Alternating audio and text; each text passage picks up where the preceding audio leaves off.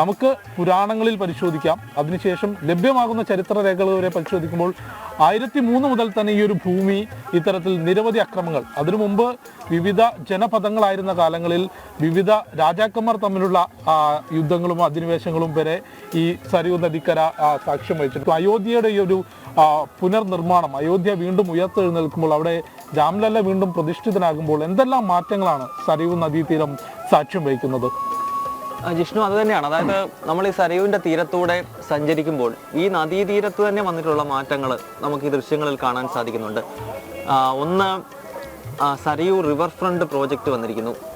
ഗുജറാത്തിൽ ഭാരതത്തിൻ്റെ ഇപ്പോഴത്തെ ബഹുമാന്യനായ പ്രധാനമന്ത്രി നരേന്ദ്രമോദിജി അദ്ദേഹം സബർമതി റിവർ ഫ്രണ്ട് പ്രോജക്റ്റ് നടപ്പാക്കിയതുപോലെ ഇപ്പോൾ സരയൂവിൽ അയോധ്യയുടെ തീരത്ത് സരയൂ റിവർ ഫ്രണ്ട് പ്രോജക്റ്റ് യോഗി ആദിത്യനാഥ്ജിയുടെ നേതൃത്വത്തിൽ നടക്കുന്നത് നമുക്ക് കാണാൻ കഴിയുന്നുണ്ട്. അതുപോലെ തന്നെ വാട്ടർ മെട്രോ പ്രോജക്റ്റ് വരികയാണ്. നമ്മുടെ കേരളത്തിൽ കൊച്ചിയിലുണ്ട് ഇപ്പോൾ വാട്ടർ മെട്രോ, ഇപ്പോൾ അയോധ്യയിലും മെട്രോ ആരംഭിക്കുന്നു. അതിൽ തന്നെ വളരെ ശ്രദ്ധേയമെന്നത് ആ മെട്രോ ആദ്യഘട്ടത്തിൽ ഈ 14 ഘാട്ടുകൾ, അതായത് നമ്മൾ ഈ സഞ്ചരിക്കുന്ന അയോധ്യയിലെ ഗുപ്തർ ഘാട്ട് മുതൽ നയാ ഘാട്ട് വരെയുള്ള 14 ഘാട്ടുകളിലൂടെയാണ് ആദ്യഘട്ടത്തിൽ 2 മെട്രോകൾ ബോട്ടുകൾ ഓടിത്തുടങ്ങുകയെങ്കിൽ അതിന്റെ 2ാം ഘട്ടമാണ് വളരെ ഇൻട്രസ്റ്റിംഗ് ആയിട്ടുള്ള സ്റ്റോറി. അതങ്ങ് കാശി വിശ്വനാഥന്റെ മണ്ണിനെയും അയോധ്യ വരെയാണ്. അതിപ്പോ പ്രധാനമന്ത്രി 22-ന് നാടിനെ സമർപ്പിക്കാൻ പോവുകയാണ്.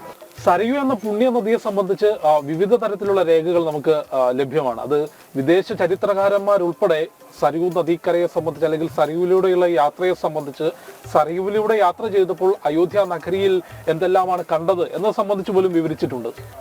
വില്യം ഫിഞ്ച് അദ്ദേഹം അയോധ്യ സന്ദർശിക്കുന്നത് 1608-നും 1611-നും ഇടയിലുള്ള സമയത്താണ്. ആ സമയത്ത് അദ്ദേഹം ഭാരതത്തിന്റെ വിവിധ ഭാഗങ്ങൾ സന്ദർശിക്കുകയും എയർലി ട്രാവൽസ് ഇൻ ഇന്ത്യ എന്ന ഒരു പുസ്തകത്തിനകത്ത് അദ്ദേഹം ഇക്കാര്യങ്ങളൊക്കെ പറയുന്നുണ്ട്. രാമനവമി ദിനത്തിൽ ലക്ഷക്കണക്കിന് രാമഭക്തര് അന്നത്തെ കാലത്ത്, അതായത് വില്യം ഫിഞ്ച് അയോധ്യ സന്ദർശിച്ച സമയം എന്ന് പറയുന്നത് ഈ ബാബറുടെ ആക്രമണം ഉണ്ടായി ഏതാണ്ട് 80 വർഷം കഴിയുമ്പോഴാണ്. 1528-ലാണ് ലവകുശന്മാർ സ്ഥാപിച്ച മഹാക്ഷേത്രം മിർബാക്കിയുടെ ആക്രമണം, ബാബറുടെ സൈന്യാധിപനായിട്ടുള്ള മിർബാക്കി ആ ക്ഷേത്രം തകർക്കുന്നത്. അത് കഴിഞ്ഞ് കൃത്യം 80 വർഷങ്ങൾ കഴിയുമ്പോഴാണ് ഈ വില്യം ഫിഞ്ച് ഈ സരയൂവിലൂടെ യാത്ര ചെയ്യുന്നത്. പിന്നീട് വില്യം ഫിഞ്ചിന് ശേഷം ജെസ്യൂട്ട് ജോസഫ്, ഈ ചരിത്രകാരന്മാരൊക്കെ അയോധ്യയെ പറ്റി പറഞ്ഞ കാര്യങ്ങൾ ഈ അയോധ്യ രാമജന്മഭൂമി നിയമ പോരാട്ടത്തിൽ വളരെ നിർണായക രേഖകളായി മാറുകയും അത് ഹൈന്ദവ സംഘടനകൾക്ക് ഗുണം ചെയ്യുകയും ചെയ്തിട്ടുണ്ട്.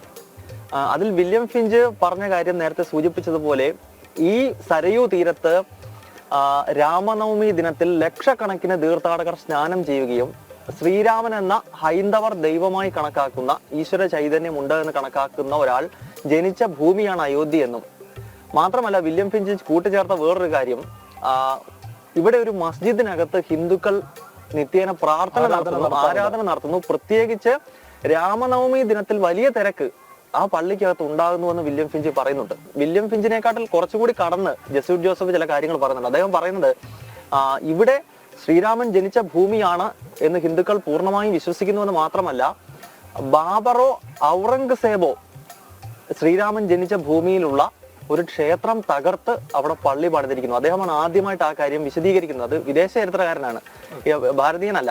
ബാബറാണോ ഔറംഗസേബാണോ എന്ന കാര്യത്തിൽ അദ്ദേഹത്തിന് കൺഫ്യൂഷൻ ഉണ്ട്. അദ്ദേഹം പറയുന്നുണ്ട്, എനിക്കിതിൽ 2 പേരുടെയും പേരുകൾ കേൾക്കുന്നുണ്ട്. കാരണം ഈ 2 അധിനിവേശ ശക്തികളും ധാരാളം ക്ഷേത്രങ്ങൾ ഭാരതത്തിൽ തകർത്തിട്ടുണ്ട്. അതിൽ ആരാണ് എന്നെ സംബന്ധിച്ച് കൺഫ്യൂഷൻ ഉണ്ടായിരുന്നു.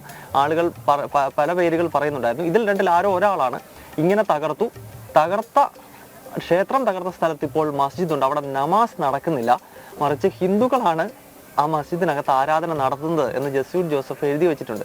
ഈ രേഖകളൊക്കെ തന്നെ വളരെ ആധികാരികമായി അലഹബാദ് ഹൈക്കോടതിയാണെങ്കിലും ഭാരതത്തിന്റെ പരമോന്നത സുപ്രീം കോടതിയാണെങ്കിലും ഈ കേസ് പരിഗണിക്കുമ്പോൾ ഇതെടുത്തിരുന്നു. അതുകൊണ്ട് തന്നെയാണ് പിന്നീട് കോടതി ഈ വ്യവഹാരങ്ങളിലൊക്കെ പിന്നീട് ഹൈന്ദവ സംഘടനകൾക്ക് അനുകൂലമായിട്ട് ഇത് മാറുകയും ശ്രീരാമ ജന്മഭൂമിയിൽ ഇപ്പോൾ രാമക്ഷേത്രം ഉയരുകയും ചെയ്യുന്നത്.